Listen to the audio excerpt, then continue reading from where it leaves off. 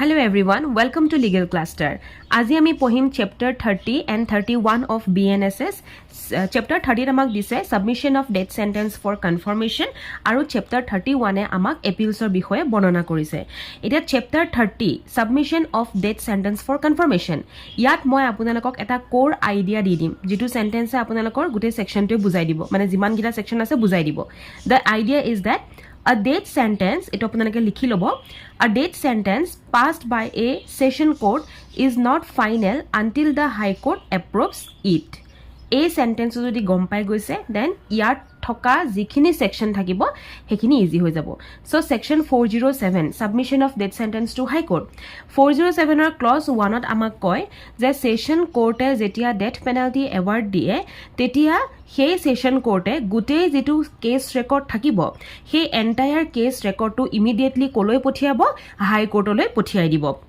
আৰু হাই কোর্টে কনফার্মেশন দিলেহে সেই ডেথ সেন্টেন্সটো এক্সিকিউট হ'ব নহলে সেই ডেথ সেন্টেন্সটো এক্সিকিউশন নহয় তাক সাসপেনশনত ৰাখি দিব যেতিয়ালৈকে হাই কোৰ্টে কনফাৰ্ম নকৰে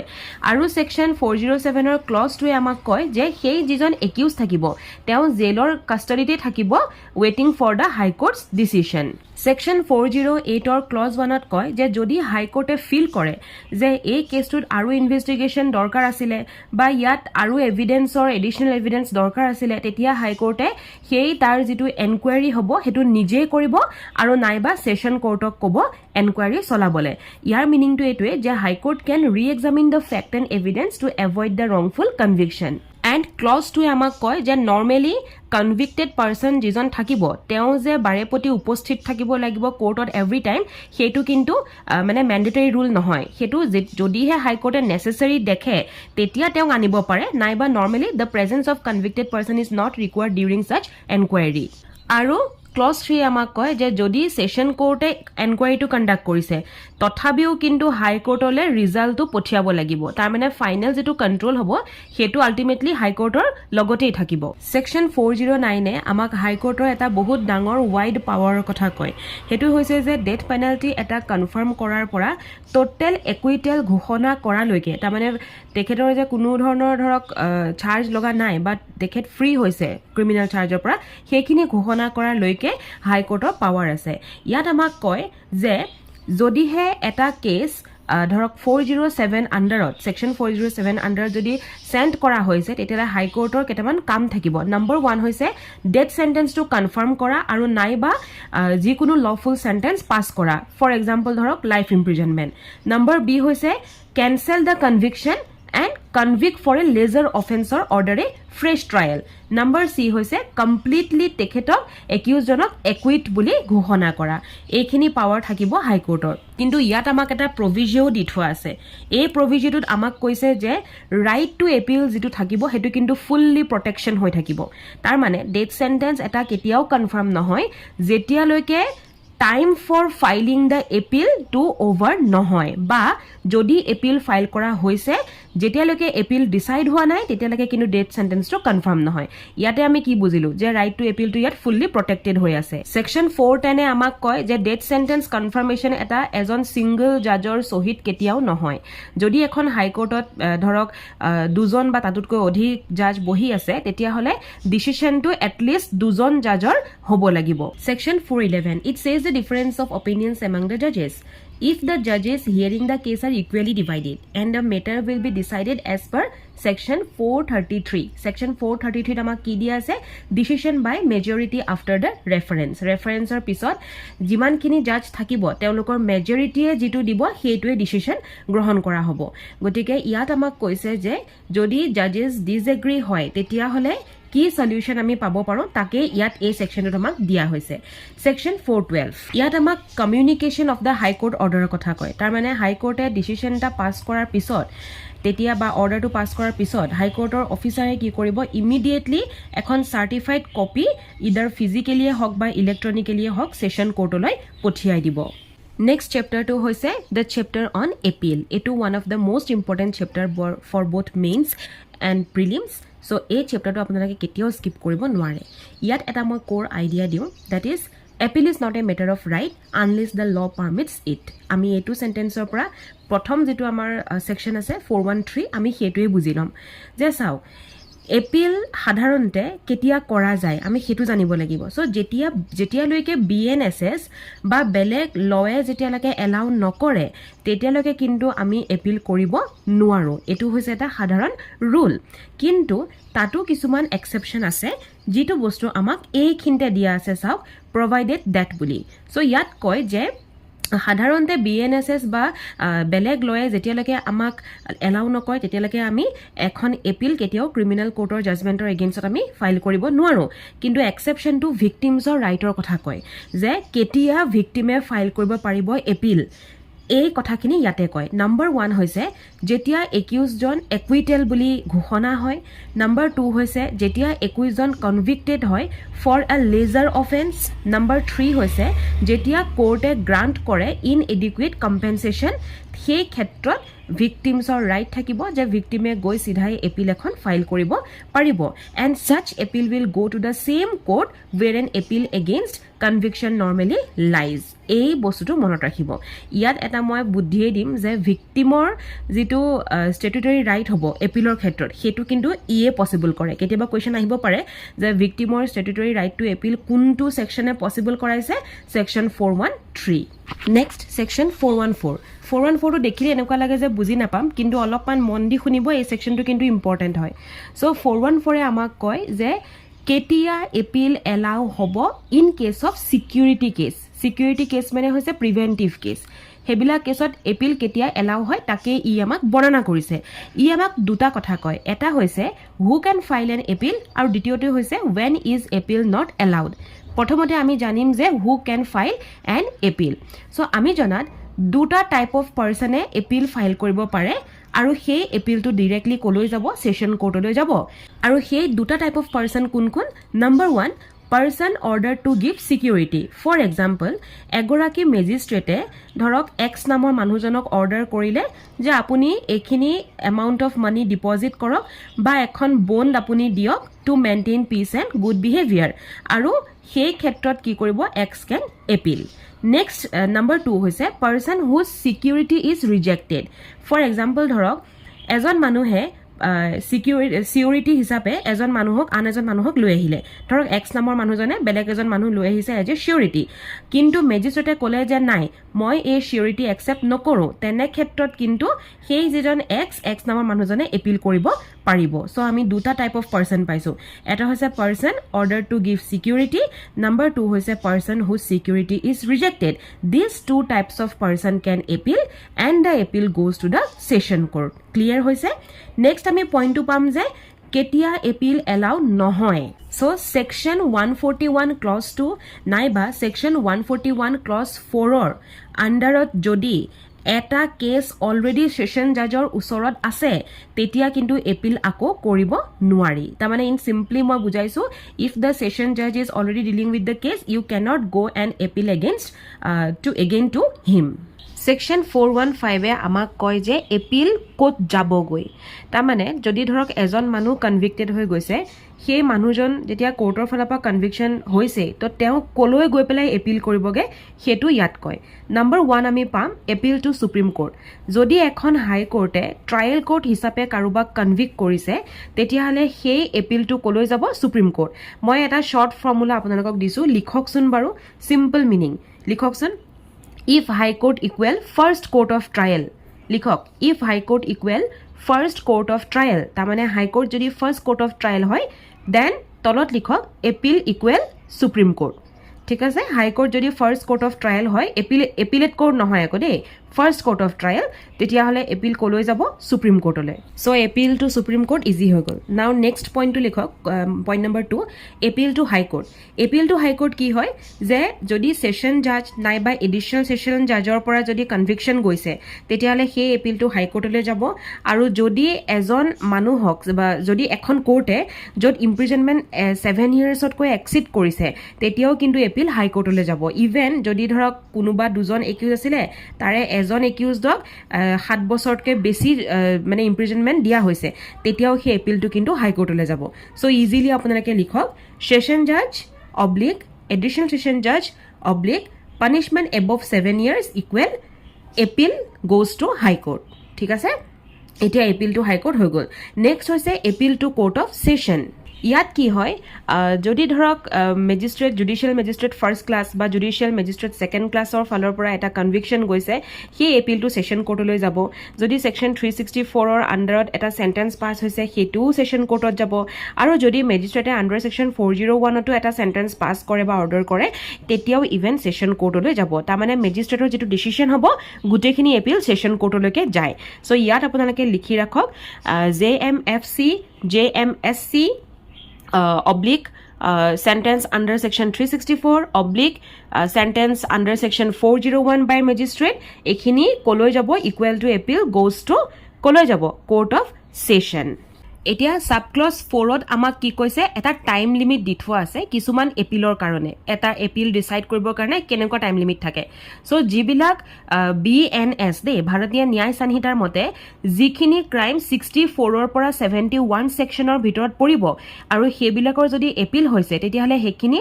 must be decided within 6 month from the date of filing ফাইলিঙৰ পৰা সমাহৰ ভিতৰত হেতু ডিসাইড কৰিব লাগিব আৰু এটো কিয় কৰা হৈছে টু এনশিওৰ দ্য ফাষ্ট জাস্টিস ইয়াত মই আপোনালোকক এখন চাৰ্ট দিছো ট্ৰায়াল কোৰ্ট আৰু এপিল কোৰ্ট এই চাৰ্টখন আপোনালোকে স্ক্ৰিনশ্বট লৈ লিখি ৰাখিব নেক্সট আমি সেকশন পাম কি সেকশন 416 ইয়াত কৈছে নো এপিল আফটাৰ গিল্টি প্লি নাও গিল্টি প্লি মানে কি বাৰু কওকচোন গিল্টি প্লি তাৰমানে কোনোবাই গিল্টিটো প্লিড কৰিছে so that means accused admit the offense accused নিজে গৈ কৈছে যে মই এই ক্ৰাইমটো কৰিছো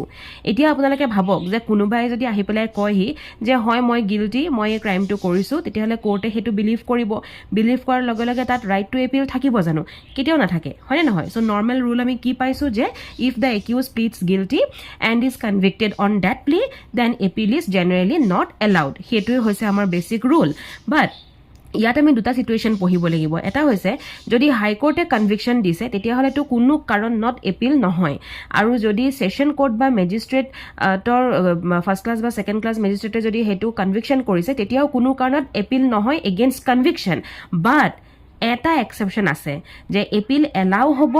অনলি অন সেন্টেন্স সাও কনভিকশনক লৈ পেলাই এপিল এলাউ নহয় কিন্তু সেন্টেন্সক লৈ পেলাই এপিল এলাউ হ'ব কোনখন কোৰ্টত হ'ব সেশন কোৰ্ট বা মেজিষ্ট্ৰেটৰ কোৰ্টত হ'ব হাই কোৰ্টৰ জাগাত কিন্তু হেতু কেতিয়াও এলাউ নহয় ইদাৰ কনভিকশন হক সেন্টেন্স হক জি হক হাই কোৰ্টৰ ক্ষেত্ৰত কেতিয়াও এপিল এলাউ নহয় বাট সেশন কোৰ্ট আৰু মেজিষ্ট্ৰেটৰ কোৰ্টৰ ক্ষেত্ৰত এপিল এলাউ নহয় কনভিকশনৰ ক্ষেত্ৰত কিন্তু সেন্টেন্সৰ ক্ষেত্ৰত কিন্তু হ'ব কেতিয়া কেনে ধৰণৰ সেন্টেন্সত হ'ব চাও যে এক্সটেন্ট অফ সেন্টেন্স যে এই সেন্টেন্সটো বহুত বেছি হাৰ্শ এটা সেন্টেন্স দিছে বা সেন্টেন্সটো লিগেলিটি লৈ পেলাই যে এই সেন্টেন্সটো ইলিগেল বা এটো নট এজ পাৰ ল তেনে ক্ষেত্ৰতহে এপিল এলাউ হ'ব অনলি অন সেন্টেন্স প্ৰিলিমছত কেতিয়াবা কোৱেশ্চন আহিব পাৰে যে এই সেন্টেন্সক লৈ যিটো এপিল এলাউ হয় হেতু কোনখন কোৰ্টত হ'ব তেতিয়া মনত ৰাখিব হাই কোৰ্টত নহয় ঠিক আছে লোৱাৰ কোৰ্টতহে হ'ব সেকশন 417 এ আমাক কয় যে যিবিলাক সৰু সুৰা ক্ৰাইম হয় ধৰক য'ত ট্ৰাইবেল পানিশমেন্ট থাকে বা স্মল পানিশমেন্ট থাকে বা পেটি পানিশমেন্ট থাকে সেই কেছবিলাকত এপিল নহয় এতিয়া আমি ইয়াত তিনটা বস্তু পঢ়িম এটা হৈছে হাই কোৰ্ট সেশন কোৰ্ট আৰু magistrate of first class and even summary ট্ৰায়েলৰ কথাও পঢ়িম এতিয়া চাওক যদি হাই কোৰ্টে ইমপ্ৰিজনমেন্ট দিছে ধৰক এজন মানুহক 3 মাহ বা ফাইন লগাইছে 1000 টকা বা দুইটাই বস্তু দিছে হেতু এটা মাইনৰ অফেন্স মাইনৰ পানিশমেন্ট দিছে ৰাইট গতিকে মাইনৰ এনেকুৱা মাইনৰ পানিশমেন্টত এপিল নহব এপিল কৰিব নোৱাৰি কোৰ্ট অফ সেশনলৈ যদি আহো আমি যদি ইমপ্ৰিজনমেন্ট ধৰক আপ টু 3 মান্থ বা fine up to 200 rupees or both তেতিয়াও এপিল নহব মেজিষ্ট্ৰেট অফ ফাৰ্ষ্ট ক্লাছত যদি চাও ফাইন আপ টু 100 रुपीस লগাইছে তেতিয়াও আপোনাৰ এপিল নহব আৰু সামাৰী ট্ৰায়াল আন্ডাৰ সেকশন 283 যদি কৰিছে আৰু ফাইন যদি 200 টকা লৈকে লগাইছে তেতিয়াহলে এই কেছখিনি ক্ষেত্ৰত কেতিয়াও এপিল কৰিব নোৱাৰে কোনে কনভিক্টেড পাৰসন জনে ইয়াত আমাক এটা প্ৰভিজিও দিছে যে কেতিয়াবা কি হয় এপিল এলাউ হৈ যায় এইকেটা বস্তু থাকিলে এপিল এলাউ আমি দেখো কেতিয়া দেখো যেতিয়া বেলেগ এটা পানিশমেন্ট যোগ হৈ যায় তাৰ মানে ধৰক ফাইন দিছে ইমপ্ৰিজনমেন্ট দিছে এইগিটা ধৰক সৰু সুৰাকে প্লাস সামথিং এলস আৰু কিবা কিবি দি দিছে সেই তেতিয়া কিন্তু এপিল এলাউ হ'ব বেয়াৰ এক্টত ইয়াত চাওক আপোনালোকে তিনটা পইণ্ট পাইছে এই তিনটা পইণ্ট কিহৰ হয় জানে এই তিনটা পইণ্ট হৈছে যে not appealable merely because of এই তিনটা পইণ্ট তাৰ মানে আমি জানো যে appeal allow নহয় just because the sentence contain the following things যিখিনি মই অলৰেডি কৈ গ'লোঁ সেই গ্ৰাউণ্ডখিনি দিছ grounds by themselves are not enough to file an appeal আমি যদি চাওঁ যে এইকেইটা বস্তু চাওক প্ৰথমটো হৈছে কি দেখাইছে ইয়াত that the person convicted is ordered to furnish security to keep the peace তাৰমানে ধৰক একিউজডক কোৱা হৈছে যে আপুনি এখন বণ্ড দিয়ক for good behaviour does not create a right to appeal good behaviour কাৰণে আপুনি এখন বণ্ড দিয়ক সেই বণ্ডটো দিবলৈ ক'লে ৰাইট তাৰমানে ছিকিউৰিটি দিব কৈছে টু কিপ পিচ আৰু সেইটোৱে তেওঁক সেই যিজন মানুহ হ'ব কনভিক্টজনক তেওঁক কেতিয়াও ৰাইট টু এপিল দি নিদিয়ে নেক্সট হৈছে যে যদি জেইল অৰ্ডাৰ হৈছে কাৰণ ফাইনটো পে' কৰা নাছিলে মানুহজনে গতিকে তেওঁক জেইল অৰ্ডাৰ কৰিছে বা ইম্প্ৰিজনমেণ্ট দিছে তেতিয়া কিন্তু ৰাইট টু এপিল তেওঁ সেই গ্ৰাউণ্ডটোত কেতিয়াও নাপায় তৃতীয়টো হৈছে যে যদি মাল্টিপল ফাইন লাগি আছে যদি ধৰক ফাইন ইম্প'জ হৈছে বহুতকেইটা অফেন্সৰ কাৰণে তেতিয়াও সেই মানুহজনে কেতিয়াও এপিল নাপায় যেতিয়ালৈকে টোটেল ফাইনখিনি যিখিনি তেওঁৰ ওপৰত লাগি আছে প্ৰেছক্ৰাইব লিমিটৰ ভিতৰত তেওঁ দিয়া নাই তেতিয়ালৈকে কেতিয়াও এপিল তেওঁৰ ৰাইটটো নাপায় নেক্সট ছেকশ্যন 418 আমাক কয় যে এটা চেণ্টেন্স যিটো যদি খুব লেনিয়েণ্ট চেণ্টেন্স হয় তেতিয়া ষ্টেট গভৰ্ণমেণ্টে ফাইল কৰিব পাৰিব এপিল এতিয়া ষ্টেট গভৰ্ণমেণ্টৰ কোন মানুহে ফাইল কৰিব অফক'ৰ্ছ পাব্লিক প্ৰচিকিউটৰ সেইটো বাৰু কম মই যে শব্দটো ক'লোঁ যে এটা চেণ্টেন্স যিটো খুব লেনিয়েণ্ট হয় now do you guys know' what is the meaning of lenient শব্দবিলাক কিন্তু জনাটো ইম্পৰ্টেণ্ট দেই কাৰণ এইবিলাক লিগেল শব্দ আৰু ইয়াৰ ওপৰত আপোনালোকৰ কেতিয়াবা অসমীয়ালৈ ট্ৰেন্সলেট কৰা আহিব আছামিজ পেপাৰত প্ৰিলিমছত বা মেইনছত বা ইংলিছতো ইয়াৰ মিনিং সুধিব পাৰে চ' লেনিয়েণ্ট মানে হৈছে যিটো চেণ্টেন্স খুব লাইট বা ইনচাফিচিয়েণ্ট পানিছমেণ্ট লগাই থৈছে এটা অফেন্সৰ কাৰণে সেইটোকে আমি লেনিয়েণ্ট sentence বা lenient বুলি কওঁ so lenient sentence already means that the sentence which is very light or insufficient or which contains insufficient punishment for an offense তাকে আমি lenient বুলি কওঁ যেতিয়া এটা lenient sentence পাব তেতিয়া ষ্টেট গভৰ্ণমেণ্টে এপিল ফাইল কৰিব এতিয়া ষ্টেট গভৰ্ণমেণ্ট বুলি ক'লে কোনে ফাইল কৰিব so ষ্টেট গভৰ্ণমেণ্টৰ ডাইৰেকশ্যনত পাব্লিক প্ৰচিকিউটৰে ফাইল কৰিব আৰু কেতিয়া ফাইল কৰিব সেই যিখন কনভিকশ্যন হ'ব যিজন কনভিকশ্যন থাকিব বাই এনি কোৰ্ট এক্সেপ্ট দ্য হাই কোৰ্টৰ বাহিৰে এনি কোৰ্টত মানে এপ্লাই কৰিব পৰাকৈ যাব এতিয়া ক'ত এপিল থাকিব এপিল ক'ত পৰিব পাৰে এপিল যিখন এপিল আমি কৰিম সেইখন আমি ক'ত পেলামগে চ' দ্য কোৰ্ট অফ ছেশ্যন নাইবা হাই কোৰ্ট কোৰ্ট অফ ছেশ্যনত যদি মেজিষ্ট্ৰেটে চেণ্টেন্স পাছ কৰিছে তেতিয়াহ'লে এপিলটো আমি ক'ত দিম কোৰ্ট অফ ছেশ্যনত আৰু যদি বেলেগ কোৰ্টে পাছ কৰিছে ফৰ এক্সাম্পল ছেশ্যন কোৰ্টে পাছ কৰিছে তেতিয়া আমি এপিলটো ক'ত দিমগে হাই কোৰ্টত জাষ্ট আপোনালোকে ইয়াত এটা কথা মনত ৰাখিব যিটো মই মাজতে কৈ গ'লোঁ যে conviction by any court except the high court তাৰমানে হাই কোৰ্টে যিটো কনভিকশ্যন দিছে সেইটো ইয়াত গণ্য নহয় বেলেগ কোৰ্ট যেনেকৈ ছেশ্যন কোৰ্ট মেজিষ্ট্ৰেট কোৰ্ট যিকোনো কোৰ্টে যেতিয়া কনভিকশ্যন দিব তেতিয়াহে ইয়াত এপিলটো ষ্টেট গভৰ্ণমেণ্টৰ ফালৰ পৰা ফাইল কৰিব পৰা যাব এতিয়া ক্লজ 1 আমাক ষ্টেট গভৰ্ণমেণ্টে কেনেকৈ এপিল কৰে ক'লে ক্লজ 2 আমাক ক'ব যে চেণ্ট্ৰেল গভৰ্ণমেণ্টে কেতিয়া এপিল কৰিব চ' চেণ্ট্ৰেল গভৰ্ণমেণ্টে তেতিয়া এপিল কৰিব যেতিয়া এটা অফেন্স ইনভেষ্টিগেটেড কৰিছিলে চেণ্ট্ৰেল এজেঞ্চিয়ে under any central act BNSS কিন্তু নহয় যিকোনো চেণ্ট্ৰেল এক্টৰ আণ্ডাৰত কোনোবা যদি চেণ্ট্ৰেল এজেঞ্চিয়ে ইনভেষ্টিগেট কৰি আছিলে সেই অফেন্সটোৰ তেতিয়াহ'লে চেণ্ট্ৰেল গভৰ্ণমেণ্টে কি কৰিব চেণ্ট্ৰেল গভৰ্ণমেণ্ট যেতিয়া সোমাব পাৰিব চেণ্ট্ৰেল গভৰ্ণমেণ্টে পাব্লিক প্ৰচিকিউটৰক ডাইৰেক্ট কৰিব যে যোৱা তুমি এপিল কৰাগে এতিয়া মই যে ক'লোঁ central agency central act now central act আমাৰ কি কি আছে বাৰু এইটো important not only for mains also' important for viva central যদি এক্ট কওঁ as for example custom act 1962 income tax act 1961 NDPS act 1985 এইবিলাক হৈছে চেণ্ট্ৰেল এক্ট আৰু চেণ্ট্ৰেল এজেঞ্চি বুলি ক'লে আমি কি বুজো সেইখিনি এজেঞ্চি যিখিনিয়ে চেণ্ট্ৰেল গভৰ্ণমেণ্টৰ আণ্ডাৰত কাম কৰে তাৰমানে ধৰক CBI national investigation agency NIA তাৰপিছতে এনফৰ্চমেণ্ট ডাইৰেক্টৰেট ED হয়নে এইবিলাক বা কাষ্টম ডিপাৰ্টমেণ্ট এইবিলাক হৈছে চেণ্ট্ৰেল এজেঞ্চি চ' চেণ্ট্ৰেল এজেঞ্চিয়ে যেতিয়া এটা কেছ ইনভেষ্টিগেট কৰিব বা এটা অফেন্সৰ ইনভেষ্টিগেশ্যন চলাব চেণ্ট্ৰেল এক্টৰ আণ্ডাৰত BNSS নহয় তেতিয়াহে কিন্তু সেই চেণ্ট্ৰেল গভৰ্ণমেণ্টে কি কৰিব পাব্লিক প্ৰচিকিউটৰক ক'ব যে তুমি যোৱা এতিয়া এপিল কৰাগে এতিয়া এপিলটো ক'ত পৰিব চ' মেজিষ্ট্ৰেটে যদি চেণ্টেন্স দিছে তেতিয়াহ'লে সেই এপিলটো কোৰ্ট অফ ছেশ্যনত পৰিব আৰু যদি বেলেগ কোৰ্টে চেণ্টেন্স দিছে তেতিয়াহ'লে সেই এপিলখন ক'ত দিব লাগিব হাই কোৰ্টত দিব লাগিব ছাবছেকশ্যন 3 আমাক কয় যে এনহেন্সমেণ্টৰ আগত কম্পালচৰি নেচাৰেল জাষ্টিছ থাকিব লাগিব এনহেন্সমেণ্ট মানে কি বাৰু যে কাৰোবাৰ যিটো ধৰক পানিছমেণ্ট হয় সেইটো ইনক্ৰিজ কৰি দিয়াকে আমি এনহেন্সমেণ্ট বুলি কওঁ হয়নে চ' ইয়াত কৈছে যে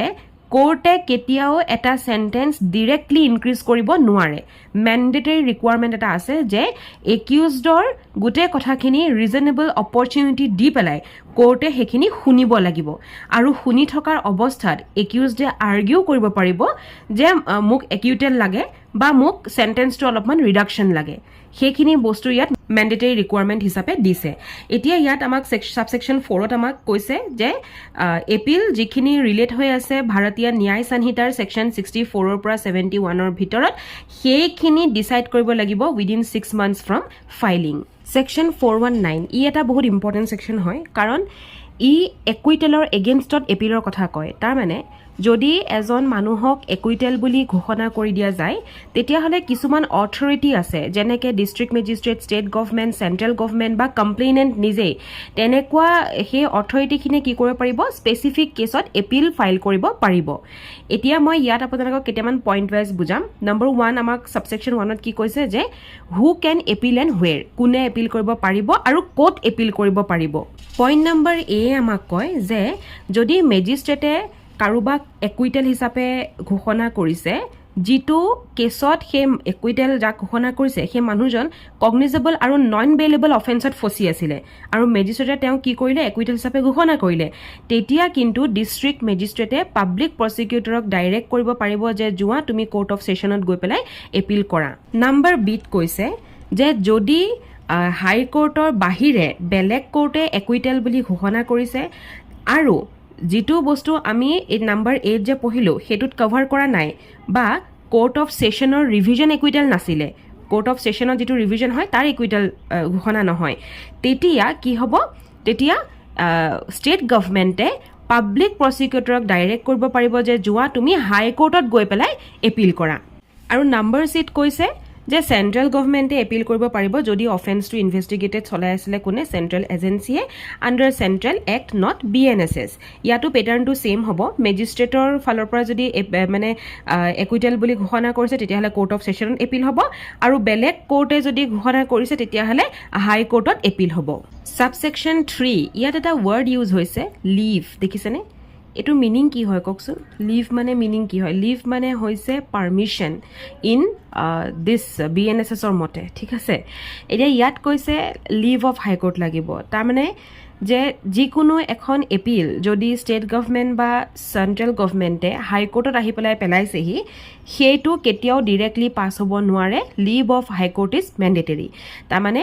they must first get the permission from the high court before the appeal can proceed হাই কোৰ্টে ইয়াত এটা গেটকিপাৰ হিচাপে কাম কৰিছে যে যদি ষ্টেট গভৰ্নমেন্ট বা সেন্ট্ৰেল গভৰ্নমেন্টে এপিল ফাইল কৰিব বিচাৰে against the acquittal to high court তেতিয়াহলে they cannot just go and file the appeal immediately they must get the permission from the high court before the appeal can proceed subsection 4 আৰু 5 এ আমাক কমপ্লেইনেন্টৰ ক্ষেত্ৰত কয়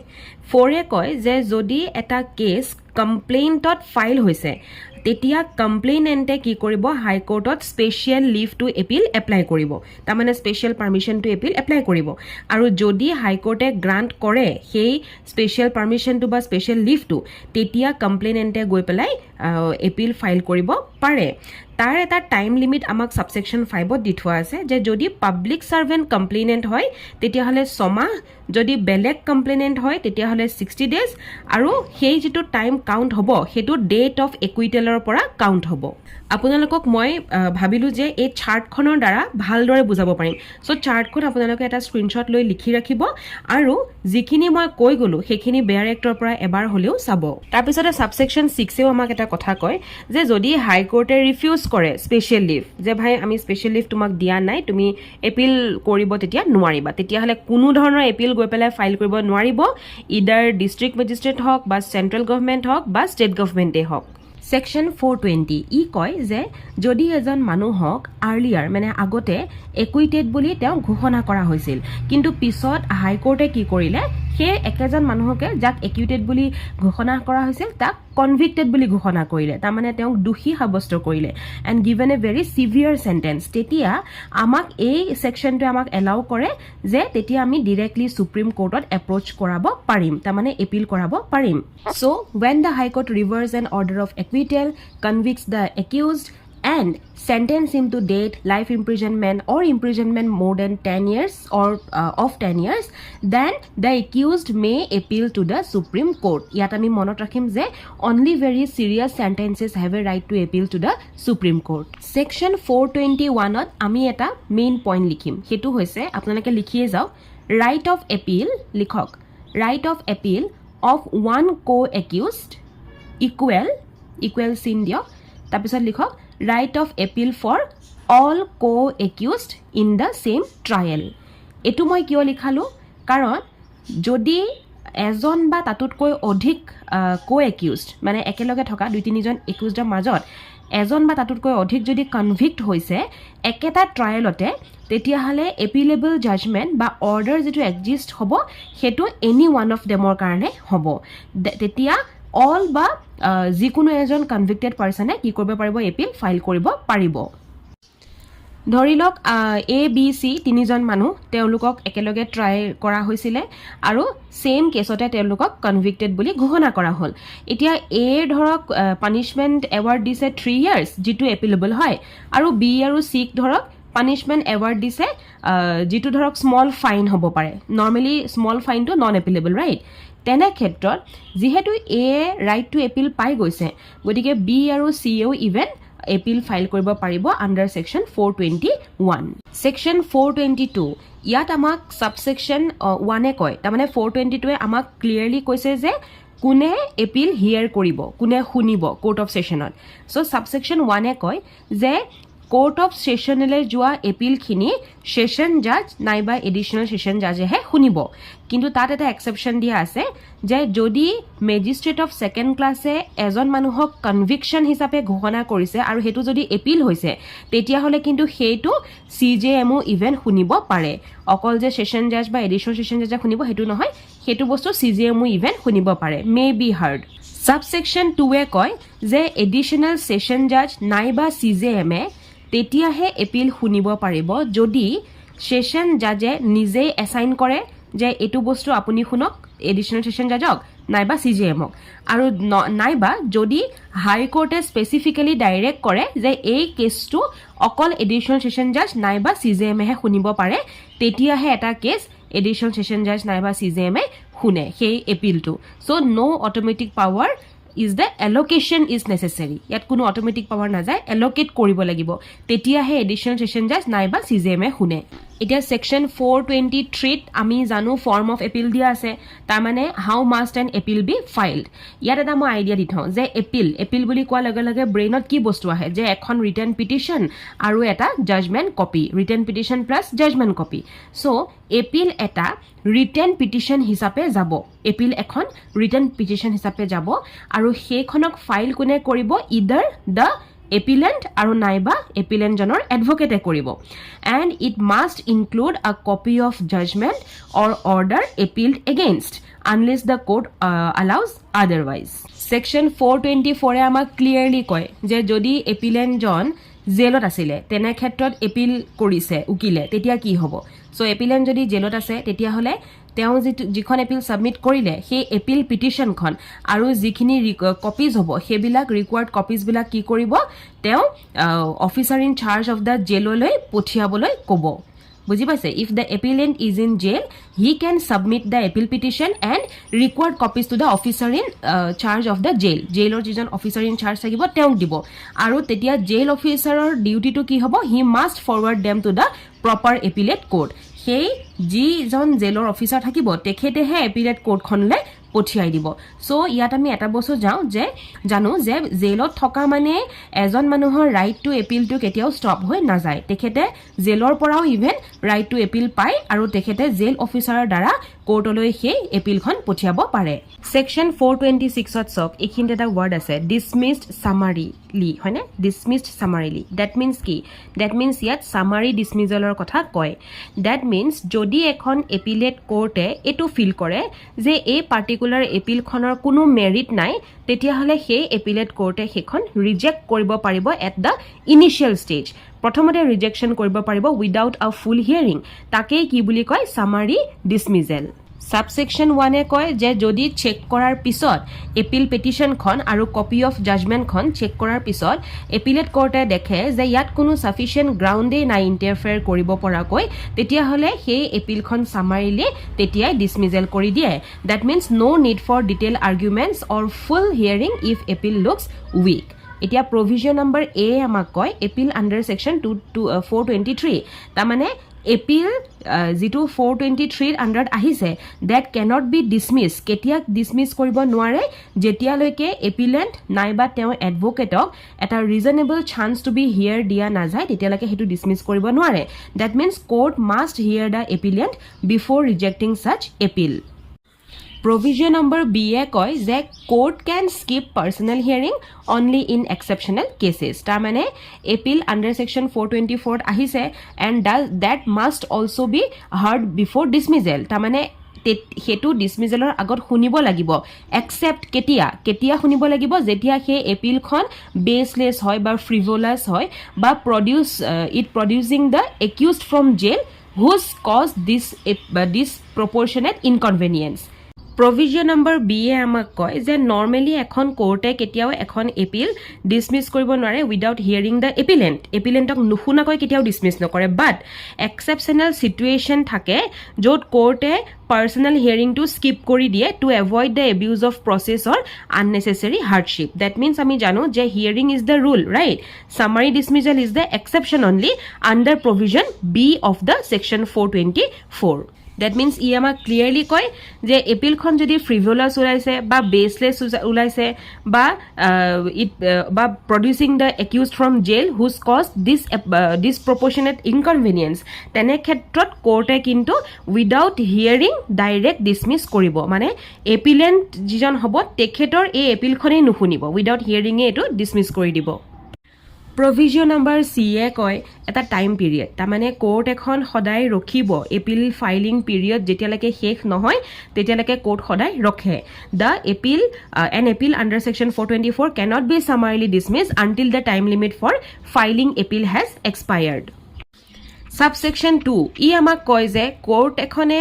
ৰিজেকশন কৰাৰ আগত সেই এপিলখন ৰিজেক্ট কৰাৰ আগত কিছুমান ফ্যাক্ট কেতিয়াবা ভেৰিফাই কৰিব লগা হয় আৰু তেতিয়া কিন্তু কোৰ্টে কি কৰে ফ্যাক্টখিনি ভেৰিফাই কৰিব পাৰিব তাৰ কাৰণে ৰেকৰ্ডছ আনিব পাৰিব so before dismissing the appeal the court may call for the case record Subsection 3 A আমাক ৰেকৰ্ডিংৰ ৰিজনৰ কথা কয় যে যদি এখন সেশন কোৰ্ট নাইবা চিফ জুডিশিয়াল মেজিস্ট্ৰেটে ডিসমিস কৰে সেই এপিলখন সামাৰিলি মানে আগতে কৈছো কেনেকে ডিসমিস কৰে হয়নে আগতীয়াকে then it must record the reason যে কিয় হেখন সামাৰিলি হেখন এপিল ডিসমিস কৰা হল Subsection 4 এ আমাক কয় মিসড এপিল সেফগাৰ্ডৰ কথা তাৰ মানে টেকনিক্যাল যিখিনি মিস্টেক থাকিব that should not defeat the justice in simple যদি এখন এপিল আন্ডাৰ সেকশন 424 ত ডিসমিস হৈছে সামাৰিলি আৰু বেলেগ এখন valid appeal under section 423 same এপিলেন্টে দিছে that was not considered then the court may still hear the appeal তেতিয়া কিন্তু কোৰ্টে আকৌ সেই এপিলখন শুনিব ইভেন যদিও 434 এ আমাক কয় যে জাস্টিস আমাক লাগিবই গটিকে 434 এ যেহেতু জাস্টিসৰ কথা কৈ আছে এপিনে 424 এখন ডিসমিস হৈছে আৰু 423 এখন ভ্যালিড এপিল আকৌ আহিছে by the same appellant and was not considered তেতিয়া হেতু কি হ'ব কোৰ্টে আকৌ হিয়াৰ কৰিব আকৌ সেকশন 426 এ কয় যে যদি এখন এপিল সামাৰিলি ডিসমিস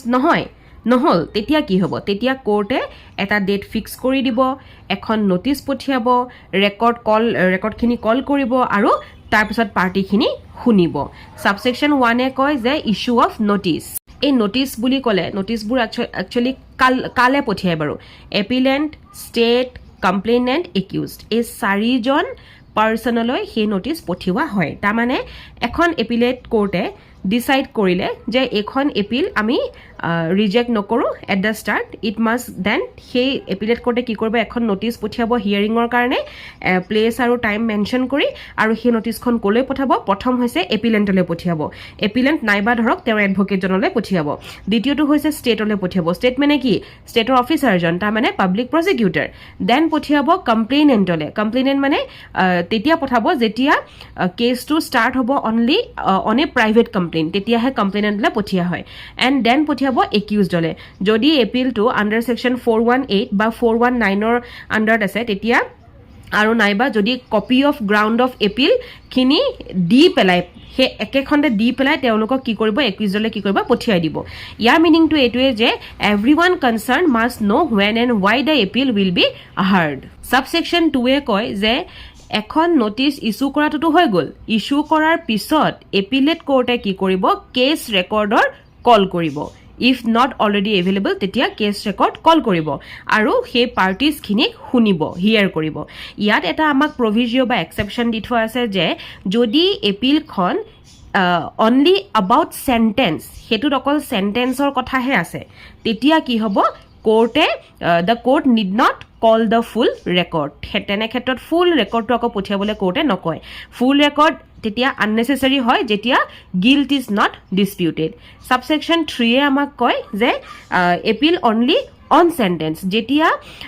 অকল ground of appeal এনেকুৱা হৈ থাকে the sentence to বেছি severe হৈছে তেতিয়া appellant কি কৰে he cannot argue anything else except issues related to extent or legality of the sentence he মানুহজনে যেতিয়া গম পাব যে মোৰ সেন্টেন্সটো বহুত বেছি সিভিয়াৰ তেতিয়া তেওঁ দুটা ক্ষেত্ৰত অকল মাতিব পাৰিব এটা হৈছে এক্সটেন্টটো যে মোৰ বেছি এক্সটেন্ট হৈ গৈছে আৰু নাইবা যে এই সেন্টেন্সটো লিগেলি নহয় বা হয় হেতু কথাত তেওঁ মাতিব পাৰিব and if you appeal only against punishment you cannot reopen the conviction section 427 এ আমাক এপিলেট কোৰ্টৰ ফাইনাল পাৱাৰটোৰ কথা কয় তাৰ মানে এটো এটা স্টেপ আমি পাম হেতু হৈছে যে কোৰ্টে প্ৰথম এক্সামিন কৰিব এতিয়া ৰেকৰ্ডখিনি পাৰচিউ কৰাৰ পিছত আৰু এপিলেন্ট বা পাব্লিক প্ৰসিকিউটৰক বা একিউজডক শুনাৰ পিছত কোৰ্টে ইদাৰ সেই এপিলটো ডিসমিস কৰিব আৰু নহলে এপিলেট পাৱাৰ এক্সাৰসাইজ কৰিব সো আমি দুটা অপচন পালো ৰাইট যে কোৰ্টে হয়তো এপিলখন ডিসমিস কৰিব নাইবা কোৰ্টে ইন্টাৰফেয়াৰ কৰিব বা কোৰ্টে এক্সাৰসাইজ কৰিব এপিলেট পাৱাৰ এটা ডিসমিস কিতিয়া কৰিব আমি জানো যে যেতিয়া কোনো ইন্টাৰফেয়াৰ কৰিব পৰাকে একো গ্ৰাউণ্ডেই নাথাকে কোৰ্টৰ হাতত তেতিয়া কোৰ্টে সিধা ডিসমিস কৰিব এটা কোৰ্টে ইন্টাৰফেয়াৰ কিতিয়া কৰিব so this power very depending on type of appeal আমি এটা প্ৰত্যেকটো টাইপৰ এপিল গম পালেহে আমাৰ কোৰ্টখনে ইন্টাৰফেয়াৰ কৰিব বা কোৰ্টে নিজৰ যেটো এপিলেট পাৱাৰ হেতু এক্সাৰসাইজ কৰিব পাৰিব হেয়া ইয়াত এ বি সি ডি কে দি থোৱা আছে চাও নম্বৰ 8 কৈছে যে একুইটেল এজনৰ এগেইনষ্টত এপিলৰ কথা তাৰ মানে এপিলেট কোৰ্ট এখনে একুইটেলৰ যেটো একুইটেল বুলি তেওঁ কৈ দিয়া হলটো যে তেওঁ দুখী নহয় তেতিয়া সেই একুইটেলক কি কৰিব পাৰিব সেই যেটো সেন্টেন্স আছে হেতু ৰিভাৰ্স কৰিব পাৰিব ফাৰ্দাৰ এনকুৱাৰী চলাব পাৰিব বা ৰিট্ৰায়াল অৰ্ডাৰ এটা কৰিব পাৰিব নাইবা একিউজ মানে সেই ট্ৰায়ালটোৰ কাৰণে একিউজড বুলি ঘোষণা কৰিব পাৰিব আৰু ডাইৰেক্টলি কনভিক্ট কৰিব পাৰিব to the accused and pass a sentence কোৰ্টে একুইটেলৰ ক্ষেত্ৰত উল্টাই দিব পাৰিব ঠিক আছে দ্বিতীয়তে আমি পাম এপিল এগেইনষ্ট কনভিকশন তাৰ মানে একিউজডৰ কনভিকশন মানে কি একিউজড হয়নে সো তাত মই এনেকে ক'ব বিচাৰো ইজিলি যে যদি সেট এসাইড কনভিকশন পাৱাৰ হৈ থাকে তেতিয়া হলে তাৰ মিনিংটো হৈছে একুইট ডিসচাৰ্জ অৰ অৰ্ডাৰ ৰিট্ৰায়াল যদি অল্টাৰ ফাইন্ডিং হয় তেতিয়া হলে change offence but not the basic nature of the case আৰু যদি অল্টাৰ সেন্টেন্স হয় তেতিয়া হলে change nature or extent of the punishment মই জানো আপোনালোকে ভালদৰে বুজি পোৱা নাই গতিকে এই যেটো পইণ্ট নম্বৰ বি এটো মই আপোনালোকক এতিয়া ভালকে এক্সাম্পল হিচাপে বুজাই দিম তো প্ৰথমতে আমি জানিম যে ইয়াত আমাক কি কৈছে যে এপিলখন কোনে ফাইল কৰিছে একিউজডে ফাইল কৰিছে বা কনভিকশন যাক দিছে সেই মানুহজনে ফাইল কৰিছে ঠিক আছে এতিয়া আমি এটা নৰ্মেল ৰুল জানো যে একিউজডে যেতিয়া এপিল এখন ফাইল কৰে তেতিয়া কোৰ্টে কেতিয়াও সেই যেটো সেন্টেন্স থাকিব তাক এনহেন্স কৰিব নোৱাৰে দ্যাট মিন্স তাক আৰু ইনক্ৰিজ কৰিব নোৱাৰে বঢ়াব নোৱাৰে এতিয়া এক্সাম্পল নম্বৰ 1 ধৰক মই ইয়াত যেটো আমি পাম নম্বৰ 1 তাত আমি কওঁ যে এটো হৈছে সেট এসাইড কনভিকশন তাৰ মানে যদি এজন ব্যক্তিক কনভিক্টেড বুলি ধৰক ঘোষণা কৰা হ'ল থেফট কিবা চুৰচাৰি কামত আৰু তেওঁক 2 বছৰৰ কাৰণে সেন্টেন্স দিয়া হৈছে তেতিয়া হলে এপিলৰ ক্ষেত্ৰত কোৰ্টে যদি এভিডেন্স বিলাক আনৰিলায়েবল দেখে তেতিয়া কোৰ্টে কি কৰিব সেট এসাইড কৰিব কনভিকশনটো আৰু এ নামৰ ব্যক্তিজনিক একুইট হিচাপে তেওঁ ঘোষণা কৰি দিব নাম্বাৰ বিত কি লিখিছে অল্টাৰ দা ফাইন্ডিং মেইনটেইনিং দা সেন্টেন্স হয়নে তাৰ মানে হৈছে অল্টাৰ ফাইন্ডিং তাৰ মানে এ নামৰ ধৰক এজন ব্যক্তি তেওঁক কনভিক্ট কৰা হৈছে এটা গ্ৰিভিয়াছ হাৰ্ট এতিয়া আমি জানো গ্ৰিভিয়াছ হাৰ্ট এটা চিৰিয়াছ অফেন্স হয় গতিকে তেওঁক কনভিকশ্যন দিয়া হৈ গ'ল তেতিয়া যেতিয়া এপিল হ'ব তেখেতে যেতিয়া এপিল কৰিব তেতিয়া কোৰ্টে দেখিব যে ইনজুৰি যিটো হৈছিল সেইটো চিম্পলহে দেখোন হৈছিলে সেইটোতো গ্ৰিভিয়াছ নাছিলে তেনে ক্ষেত্ৰত কনভিকশ্যনটো চেঞ্জ হ'ব from grievous hurt to simple hurt আৰু তাকেই আমি কি বুলি কওঁ অল্টাৰিং দ্য ফাইণ্ডিং বুলি কওঁ এতিয়া নেক্সট আমি পইণ্ট নম্বৰ 3 কি দেখিছোঁ with or without altering the finding okay so a point ut koise je alter sentence or kotha ami first example he aise point number 2 ta ami after alter finding to kotha kolu yat ami alter sentence to kotha kom point number 3 ta mane yat koy je jodi dhorok ejon byaktik convicted buli ghoshona kora hol aru teok 3 bosoror jail dia hol appeal je teo file koribo tetia he appealer show korise je punishment to bahut beshi excessive hoise aru কোৰ্টে তেনে ক্ষেত্ৰত পানিশমেণ্টটো কি কৰিব reduce কৰিব পাৰিব 1 বছৰলে বা সেই পানিশমেণ্টটোকে completely convert কৰিব পাৰিব ফাইনলে তাকে আমি অল্টাৰিং দ্য সেন্টেন্স বুলি কওঁ এতিয়া বুজি পালে 1 নম্বৰত মই সেট এসাইড কনভিকশ্যনৰ কথা কলো 2 নম্বৰত অল্টাৰ ফাইণ্ডিং মানে এটা ধৰ গ্ৰিভিয়াছ হাৰ্টৰ পৰা সিম্পল হাৰ্টলৈ লৈ যোৱা আৰু অল্টাৰ সেন্টেন্স হৈছে 3 নম্বৰটো তাৰ মানে সেন্টেন্সটোৱে গুটেটো হয়তো কমাই দিলা নহয়তো ফাইনলে কনভাৰ্ট কৰি আনিছে কিন্তু মনত ৰাখিব যে যেতিয়া এপিলেন্টে নিজে গৈ পেলাই বা একিউজডে নিজে গৈ পেলাই এপিল কৰে তেতিয়া কোৰ্টে কিন্তু কেতিয়াও মানে একিউজড নট এপিলেন্ট একিউজে যেতিয়া নিজে এপিল কৰিবগে তেতিয়া কিন্তু কোৰ্টে কেতিয়াও সেন্টেন্সটো ইনক্ৰিজ কৰিব নোৱাৰে ফৰ এক্সাম্পল ধৰক আপোনালোকক মই নিজে সুধো যে এজন মানুহক ধৰক সেন্টেন্স দিয়া হৈছে 1 বছৰৰ আৰু তেওঁ সেই যিজনক সেন্টেন্স দিয়া হৈছিল সেই একিউজৰে নিজে গৈ পেলাই ফাইল কৰিছে এখন এপিল আস্কিং ফৰ ৰিডাকশন যে ভাই মোক 1 বছৰ কিয় দিলা মোক এটো কমাই দিয়া তেতিয়া যদিও কোৰ্টে দেখে যে হয় পানিশমেন্টটো বেছি লাইট হৈছে বা টাইট হৈছে তথাপিতো কিন্তু কোৰ্টে কেতিয়াও ইনক্ৰিজ কৰিব নোৱাৰে it can not increase from 1 year to 3 year কিয় কাৰণ কোৰ্টে সেই দেখিছে যে এপিলখন কোনে দিছিলে by the accused himself in a simple sentence ইয়াত এটোৱে বুজাই একিউজডৰ এপিলখন ৰিডিউস কৰিব পাৰি চেঞ্জ কৰিব পাৰি ইৰেজ পানিশমেন্টটো কৰিব পাৰি বাট নেভাৰ ইনক্ৰিজ ইট নাম্বাৰ সি যদি নাম্বাৰ বি টু পঢ়ি লৈছে জানি লৈছে মোৰ পৰা ভালকে নাম্বাৰ সি টু আপোনাৰ কাৰণে একেবাৰে পানী হ'ব কাৰণ নাম্বাৰ বি ত আমাক কৈছিল যে এপিলখন কোনে ফাইল কৰিছিল কনভিক্টেড মানুহজনে হয়নে একিউজজনে আৰু নাম্বাৰ সিট কৈছে যে এপিলখন ফাইল কোনে কৰিছে ষ্টেট গভৰ্ণমেণ্টে ঠিক আছে এনহেন্সমেন্ট অফ দ্য সেন্টেন্সৰ কাৰণে সো যেতিয়া এখন এপিল ষ্টেট গভৰ্ণমেণ্টৰ ফালৰ পৰা মানে এপিল বাই দ্য ষ্টেট বুলি আমি কওঁ এনহেন্সমেন্ট অফ সেন্টেন্সৰ কাৰণে যেতিয়া ফাইল কৰা যায় তেতিয়া কোৰ্টে বাকি সব একেই থাকিব ধৰক এই আগৰগিটা যিগিটা মই কলো যে ধৰক সেট এসাইড কৰিব পাৰিবনে অল্টাৰ দ্য সেন্টেন্স কৰিব পাৰিবনে অল্টাৰ দ্য ফাইণ্ডিং কৰিব পাৰিবনে সব পাৰিব সবেই পাৰিব কিন্তু যেনেকে একিউজডে কৰোতে আপোনাৰ সেন্টেন্সটো বহাই দিব নোৱাৰিলে ঠিক তেনেকে ইয়াত ষ্টেটে যেতিয়া কৰিব ষ্টেট গভৰ্ণমেণ্টে তেতিয়া কিন্তু the court can increase the sentence ইয়াত হেতুৱে ডিফাৰেন্স যে সেন্টেন্স ইয়াত কি কৰিব ইনক্ৰিজ কৰিব পাৰিব কাৰণ appeal itself is for enhancement not by the accused that he should not suffer for appealing right গতিকে ইয়াত পাৰিব আৰু hearing of accused before enhancement বুলি ক'লে হেতু এটা ম্যান্ডেটৰী সেফগাৰ্ড হয় সেই কাৰণে পাৰিব পইণ্ট নম্বৰ ডিত কয় যে কোৰ্টে এটা অৰ্ডাৰ ৰিভাৰ্স বা অল্টাৰ কৰিব পাৰিব আৰু পইণ্ট নম্বৰ ইত কয় যে কোৰ্টৰ এটা ইনসিডেন্টাল পাৱাৰ আছে তাৰ মানে কোৰ্টে এমেন্ডমেন্ট পাস কৰিব পাৰিব কনসিকুৱেন্সিয়েল অৰ্ডাৰ পাস কৰিব পাৰিব বা যিকোনো অৰ্ডাৰ নেসেসাৰী ফৰ জাস্টিস কোৰ্টে পাস কৰিব পাৰিব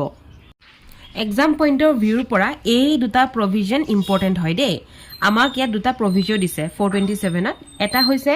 যে সেন্টেন্স এনহেন্সমেন্টৰ ক্ষেত্ৰত দুটাই দিছে ধৰক প্ৰথমটো হৈছে কি write off hearing before enhancement তাৰ মানে যদি ধৰক এখন এপিলেট কোৰ্টে ইনক্ৰিজ কৰিব লৈছে এটা সেন্টেন্স তেতিয়া হলে সেই যিজন একিউজড হ'ব তেওঁৰ কথাখিনি নুশুনাকে কেতিয়াও ইনক্ৰিজ কৰিব নোৱাৰে ফৰ এক্সাম্পল ষ্টেটে ফাইল কৰিছে এখন এপিল যে এই মানুহজনৰ 1 বছৰ পানিশমেন্ট আছিলে হেতু তোমালোকে বহাই পেলাই 5 বছৰ কৰি দিয়া কি তেতিয়া কোৰ্টে কি কৰিব এখন নোটিস মানে সেই মানুহজন যিজনক ইমপ্ৰিজনমেন্ট দিয়া হৈছে তেওঁ কোৰ্টে এখন নোটিস পঠিয়াব আৰু পানিশমেন্ট ইনক্ৰিজ কৰাৰ আগত তেওঁৰ সেই কথাখিনি কিন্তু হিয়াৰ কৰিব লাগিব হিয়াৰিংটো আকৌ ল'ব লাগিব ঠিক আছে প্ৰভিজন নম্বৰ 2 ত আমাক কৈছে যে পানিশমেন্ট পাৱাৰটো লিমিটেড বুলি কৈছে তাৰ মানে appellate power is corrective but unlimited ঠিক আছে দ্যাট মিনছ যদি এজন মেজিষ্ট্ৰেটে ধৰক 3 বছৰ মিনিমাম বা মেক্সিমাম 3 বছৰ তেওঁ লিগেল এৱাৰ্ড দিব পাৰে তাৰমানে জেল দিব পাৰে 3 বছৰ আৰু এপিলেট কোৰ্টে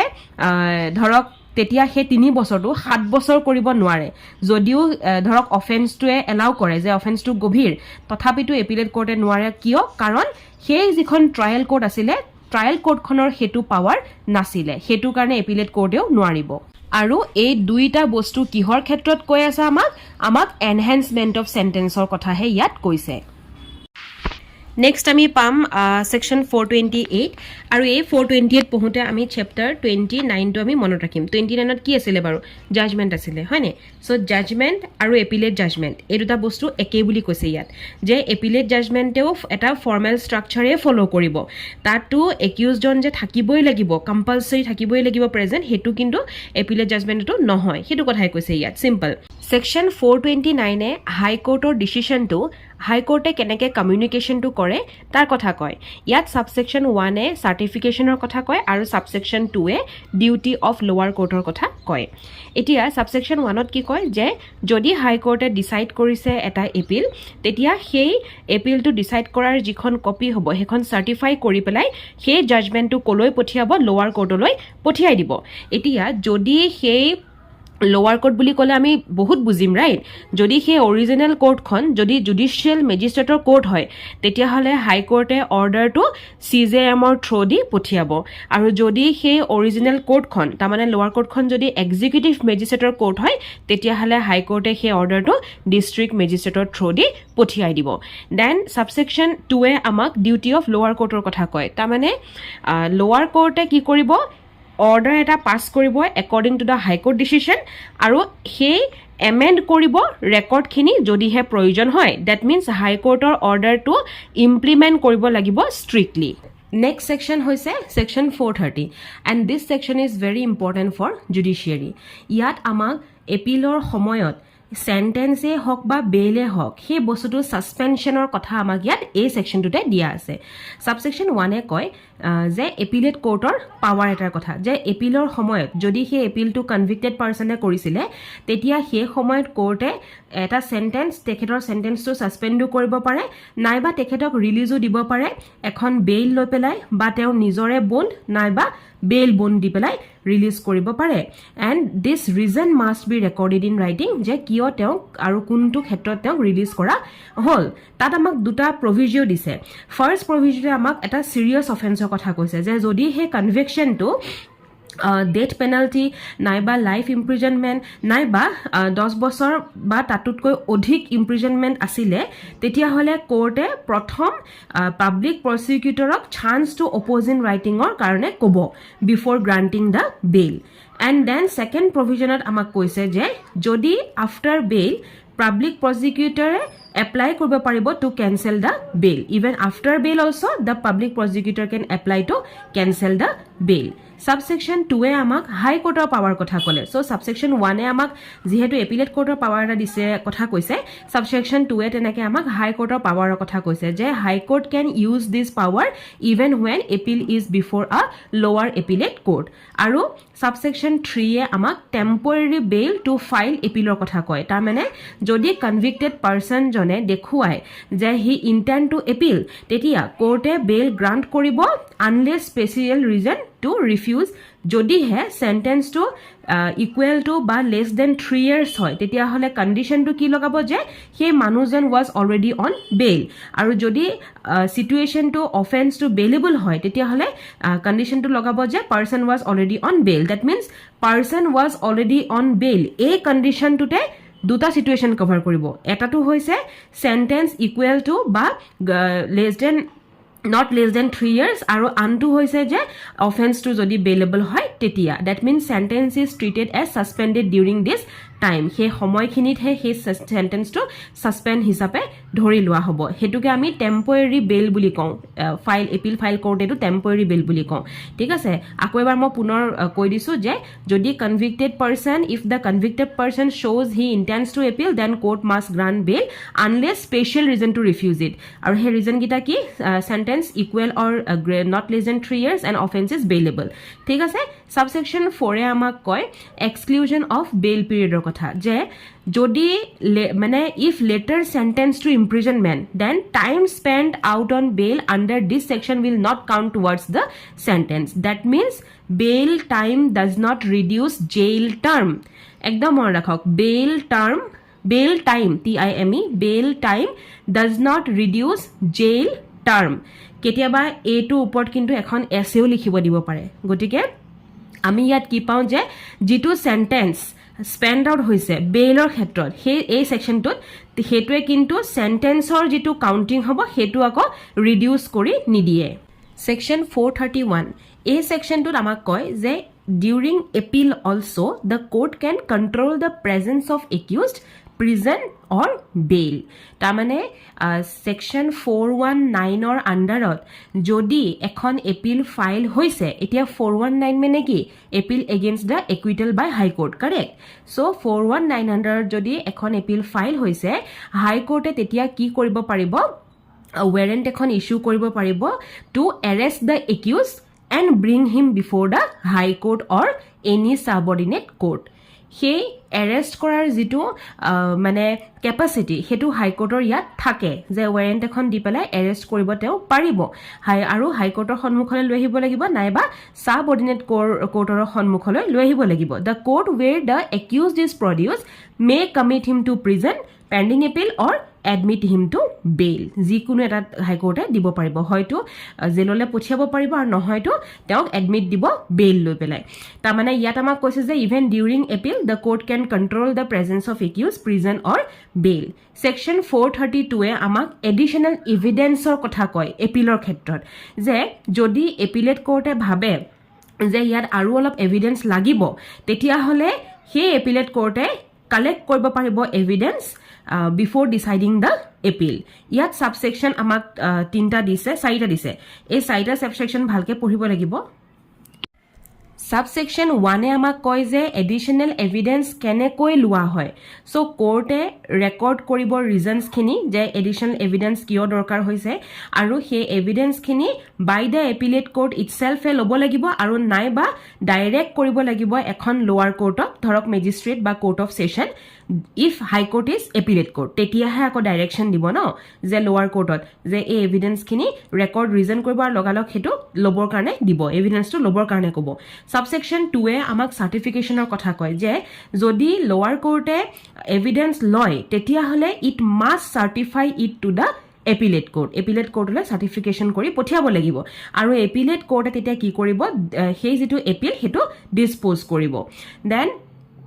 সাবসেকশন 3 এ আমাক ৰাইট অফ একিউজডৰ কথা কয় তাৰ মানে নেচাৰাল জাস্টিস যে প্ৰিন্সিপল হয় সেইটো accused can defend while extra evidence is collected তাৰ মানে আমাক ইয়াত কয় যে একিউজড বা তেখেতৰ এডভোকেটৰ এটা ৰাইট থাকে আৰু সেই ৰাইটটো হৈছে right to be present when additional evidence is taken যেতিয়া additional evidence লব তেতিয়া একিউজ নাইবা তেওঁৰ এডভোকেট প্ৰেজেন্ট থাকিব পৰা সেই ৰাইটটো ইয়াত দিছে সাবসেকশন 4 এ লিগেল প্ৰসিডিউৰৰ কথা কয় যে এভিডেন্সে ফলো কৰিব চেপ্টাৰ 25 ত কি আছে এনকুৱাৰী প্ৰসিডিউৰ হেতু এই এভিডেন্স লওঁতে ফলো কৰিব আৰু এটো ট্ৰিট কৰিব as if it were a formal enquiry section 433 বুজিবলৈ হলে এক্সাম্পলে বুজিব লাগিব আৰু এইখিনি যে আছে প্ৰভাইডেড দ্যাট এই প্ৰভিজিয়টো বুজিবলৈ হলেও আমি এক্সাম্পলে বুজিব লাগিব তেতিয়া ইজি হ'ব সাপোজ আপোনাক মই বুজাই দিও যে দুজন জাজৰ এটা বেঞ্চ ঠিক আছে গুৱাহাটী হাই কোৰ্টে ধৰি লওক গুৱাহাটী হাই কোৰ্টৰ দুজন জাজৰ এটা বেঞ্চ বহিছে আৰু তেখেত সকলে এপিল এখন হিয়াৰ কৰিছে এগেইনষ্ট আ ডেথ সেন্টেন্স ঠিক আছে ডেথ সেন্টেন্সৰ এখন এপিল তেখেত দুজনে হিয়াৰ কৰি আছে জাজ নাম্বাৰ 1 এ ভাবিলে যে এই সেন্টেন্সটো কনফাৰ্ম কৰিব লাগে মানে ডেথ সেন্টেন্স দিব লাগে আৰু জাজ নাম্বাৰ 2 এ ভাবিলে যে ইয়াত এটো ডেথ সেন্টেন্সৰ দৰকাৰ নাই এটো আমি ৰিডিউস কৰিব পাৰিম লাইফ ইমপ্ৰিজনমেন্টলে গতিকে লাইফ ইমপ্ৰিজনমেন্টহে দিব লাগে এতিয়া দুইজন জাজৰ যেটো ডিসিশন দুইটা জানো বেলেগ বেলেগ নহল এতিয়া সেকশন 433 আন্ডাৰত কেনে ধৰণৰ একশন লোৱা হয় জানে যে এই কেছটো যেহেতু both জাজেছৰ অপিনিয়নটো বেলেগ বেলেগ গতিকে both জাজৰ অপিনিয়নটো বেলেগ এজন জাজলৈ পঠিওৱা হ'ব of the same high court একেই গুৱাহাটী হাই কোৰ্টৰে বেলেগ এজন জাজলৈ পঠিয়াই দিয়া হ'ব আৰু এই যে বেলেগজন জাজ এজন নিউ জাজ ঠিক আছে নিউ মানে কি নতুন এটা পঠিয়াই দিয়া হৈছে সেই ক্ষেত্ৰত মই এপইন্টমেন্টৰ কথা কোৱা নাই দেই এই যে জালে পঠিওৱা গৈছে সেই জাজজনে কেছটো ৰিভিউ কৰিব আৰু তেখেতে নিজৰ অপিনিয়নটো দিব এতিয়া এইখিনি পা আমি এটা আউটকাম বা ৰিজাল্ট আমি কি পালো যে ফাইনেল জাজমেন্টটো কি ভিত্তিত ফলো কৰিব ফাইনেল জাজমেন্টটোৱে ফলো কৰিব দা অপিনিয়ন অফ দিস নিউ জাজ এইজন মানুহৰ হে বা জাজ নাম্বাৰ 3 এইজনৰ হে তা মানে যেটো অপিনিয়ন হ'ব হেতু ফাইনেল জাজমেন্ট হিচাপে ফলো কৰিব বাট তাত এটা প্ৰভিজিও লগাই থোৱা আছে যেটো এইখিনিতে আমাক লিখি থোৱা আছে ইয়াত কৈছে যে যদি এজন জাজে বিলিভ কৰে এই দুইজনৰ ভিতৰত বা এইজনেও ইভেন যদি কোনোবা এজনে বিলিভ কৰে যে এই মেটাৰটো ইমানে বেছি ইম্পৰ্টেন্ট আছিল যে এই কেছটো কিন্তু এখন ডাঙৰ বেঞ্চ বহি তা মানে ধৰক 6 জনীয়া জাজ 3 জনীয়া 5 জনীয়া জাজ তেনেকে এখন ডাঙৰ বেঞ্চ বহি পেলাই আকৌ এবাৰ পুনৰ হিয়াৰিং হ'ব লাগিছিল বিফৰ ডেলিভাৰিং দা জাজমেন্ট তেতিয়াও কিন্তু হেতু পসিবল কাৰণ হেতু আমাক এই প্ৰভিজনটো দি থোৱা আছে সেকশন 434 এ আমাক কয় যে এপিলেট কোৰ্টৰ যিখিনি জাজমেন্ট হেখিনি মোস্টলি ফাইনেল জাজমেন্ট হিচাপে লয় বাট কিছুমান এপিল লট সেই একেটা সেম কেছটোকে আকৌ এবাৰ শুনানি হয় হিয়াৰিং আকৌ এবাৰ হয় ষ্টিল বি হাৰ্ড এটো বস্তু আমি কেনেকে পাম চাব হা যে আমি জানো যে জাজমেন্ট বা অৰ্ডাৰ অফ দ্য এপিলেট কোৰ্টৰ ফাইনেল ৰাইট তাত এক্সেপশন আমাক তিনটা দিছে এটা হৈছে section 418 appeal for enhancement of sentence section 419 appeal against acquittal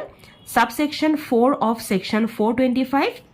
আৰু chapter 32 যত স্পেশাল কেছতহে লাগা যায় তাৰ মানে ইয়াত আমাক এটা প্ৰভিজনো দি থোৱা আছে এইগিটাটো এক্সেপশন যিগিটা মই কৈ গলো প্ৰভিজন এটাও দি থোৱা আছে যে even after final disposal of one appeal the court may still hear number 1 appeal against acquittal under section 419 from the same case and number 2 appeal for enhancement of sentence under section 418 from the same case so ami simply bujibole hole appellate court judgment khini mostly final hoy kintu related appeal khini same case ot hetu ako hearing koribo pari 435 e amak koy je appellant by accused or jodi mori jay case to choli thoka samoyte তেতিয়া হলে সেই এপিলটো usually শেষ হৈ যায় হেতু appeal হেকিনতে and হৈ যায় বাট ফ্যামিলিয়ে হেতু কন্টিনিউ কৰিব পাৰিব যদি হেতু সিৰিয়াস কেছ আছিল তেতিয়া সাবসেকশন 1 এ কয় যে appeal under section 418 419 automatically and if the accused dies এই সেন্টেন্সটো কিনো মনত ৰাখিব একিউজ মৰা লগে লগে 418 আৰু 419 ত যদি এপিল আহিছিলে এগিটা লগালগ কি হ'ব এন্ড হৈ যাব শেষ হৈ যাব সাবসেকশন 2 এ কয় যে ধৰক ফাইনক বাদ দি বেলেগ যিখিনি এপিল আছিলে সেইখিনি এন্ড হ'ব যদি এপিলেট মৰি থাকে হেতু কয় ঠিক আছে ফাইনক বাদ দি বেলেগ যি এপিল আছিলে হেবিলাকো এন্ড হ'ব যদি এপিলেন্টজন মৰি যায় বাট তাতে দুটা এক্সেপশন আমি পাম এক্সেপশনটো হৈছে যে যদি appeal against conviction and death sentence by imprisonment হৈ আছে আৰু তেনে ক্ষেত্ৰত এপিলেন্টজন ঢুকাই গল তেতিয়া নিয়াৰ ৰিলেটিভ যেনেকে ধৰক মাক বাপেক